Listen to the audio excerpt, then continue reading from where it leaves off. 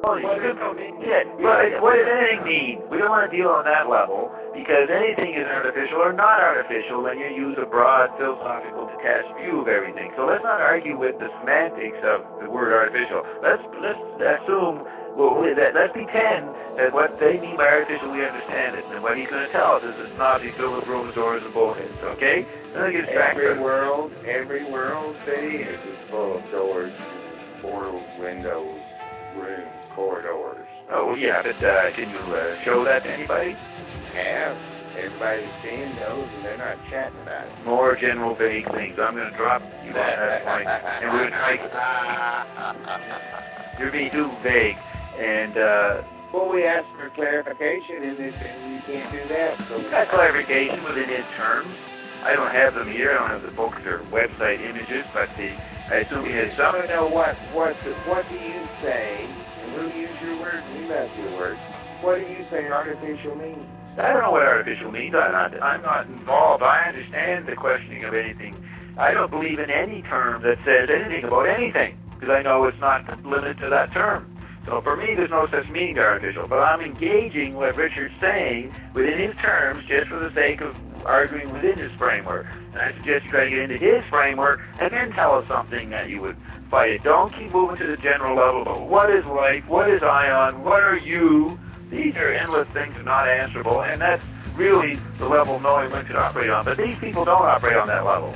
So we'll go down to down to their level, and let's see where we got them on their puny level. Here we go. Okay, Ian, is there a monument on Phobos? A monolith? Yeah, monument, monolith.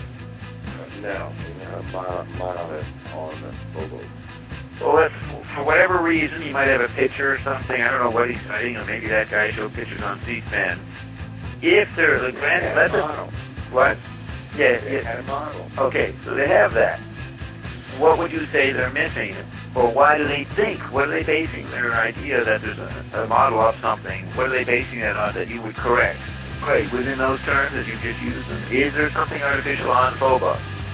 We can't answer that because you can't tell us what artificial. You're right. No. We're taking on what they mean.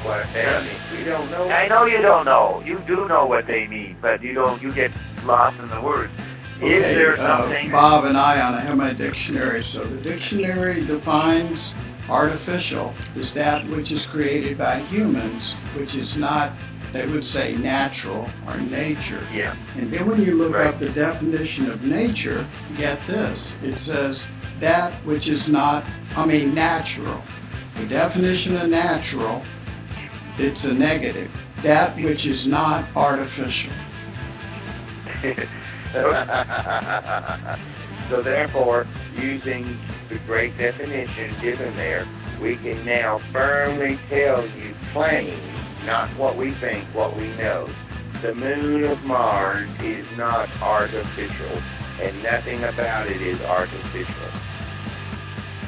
That doesn't tell us anything.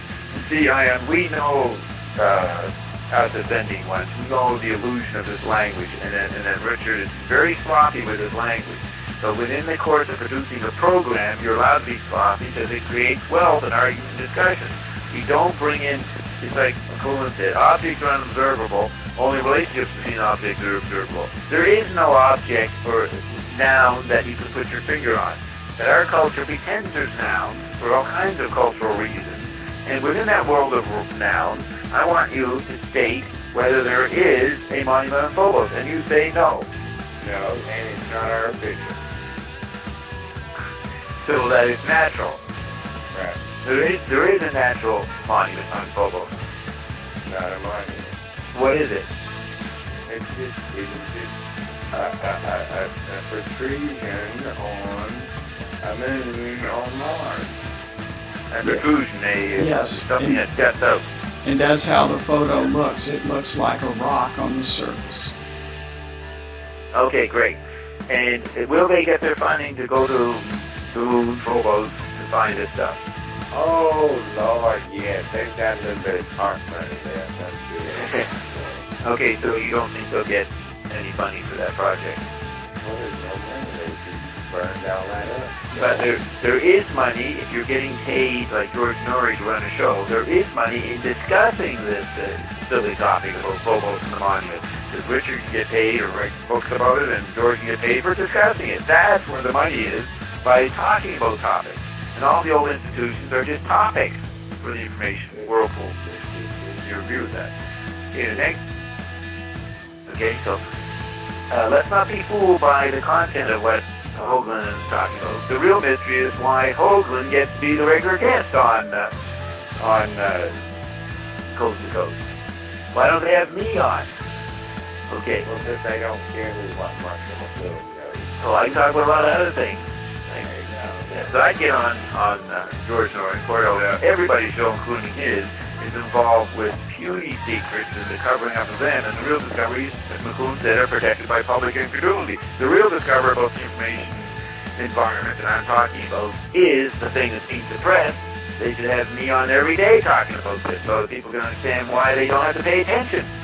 But see, people do like to pay attention, so that's how wealth is created. It doesn't matter what's going on here. And that's another secret that's not talked about.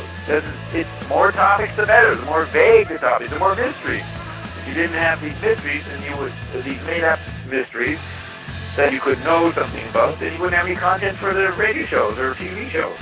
So then your show could be about deciding how much attention costs. Yes, very good. Yeah. Good. That's nice.